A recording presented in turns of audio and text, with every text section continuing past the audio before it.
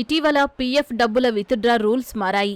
కొత్త రూల్ ప్రకారం PF account నుంచి ఎలాంటి అవసరాలకు ఎంత మొత్తం విత్డ్రా చేసుకోవచ్చు, మొత్తం ఎన్నిసార్లు తీసుకోవచ్చు అని చాలా మందికి సందేహాలు ఉన్నాయి.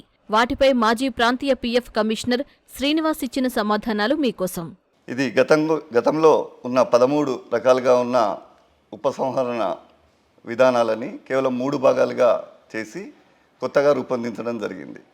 ఇందులో కనీస సర్వీస్ అనేది తగ్గించడం జరిగింది. అంతకుముందు వివాహం మరియు ఇతర వాటికి 7 సంవత్సరాల కనీస సర్వీస్ ఉంటే కానీ ఉద్యోగి ఉపసంహరించుకునే వీలు లేకపోయేది.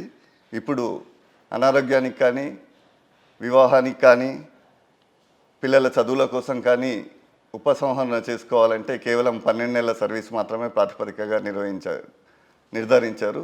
దీనివల్ల ఖచ్చితంగా ఉద్యోగికి నిధుల లభ్యత, సౌలభ్యం పెరిగిందని చెప్పవచ్చు. మిగతా భాగానికి వస్తే స్థల నిర్మాణం, గృహం కట్టుకోవడం కోసం, లేదంటే గృహ నిర్మాణానికి సంబంధించి ఏదైనా బ్యాంకు లోన్ తీసుకుంటే దాన్ని కట్టేయడం కోసం కూడా నిధులు విరమించుకోవచ్చు. దీనికి మాత్రం కనీసం 5 సంవత్సరాల ప్రాతిపదిక ఉంచారు. ఇది అంతకుముందు ఉంచిన సర్వీస్ని యథాతథంగా ఉంచారు. 3వ విభాగం కింద ఏం చేశారంటే ఉద్యోగస్తులకు చాలా సౌలభ్యంగా ఏ కారణం చూపకుండా కూడా ఇది కేవలం అత్యవసర సమయాల్లో వినియోగించుకోవడం కోసం ప్రత్యేకంగా రూపొందించినారు. దీనిలో మీరు ఏ కారణం చూపకుండా ఉన్న చందాలో కనీసం 50% నిధులు విత్డ్రా చేసుకోవచ్చు.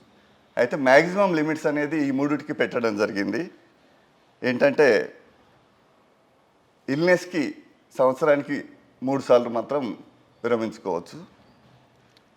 ఎడ్యుకేషన్కి మొత్తం సర్వీస్లో 10 సార్లు, మ్యారేజ్కి 5 సార్లు. మ్యారేజ్ అంటే సొంత వివాహం కానీ, పిల్లల వివాహం కానీ, బంధువుల వివాహాలకు కానీ విత్డ్రా చేసుకోవచ్చు. ఈ విధంగా చేశారు. ఇంటి నిర్మాణానికి సంబంధించి మొత్తం సర్వీసులో కేవలం 2 సార్లు విత్డ్రా చేసుకోవచ్చు.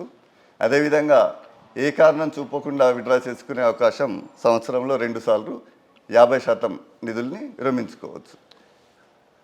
అయితే ఇక్కడ గమనించాల్సింది ఏంటంటే ఈ 50% కానీ, 75% కానీ, ఇంటి నిర్మాణానికి 100% కానీ అనేది ఆ కనీస నిల్వ ఏదైతే 25% అని పేర్కొన్నామో అది దాని తర్వాతే 100%, దాని తర్వాత 50%, దాని తర్వాత 75%గా గుర్తుంచుకోవాలి.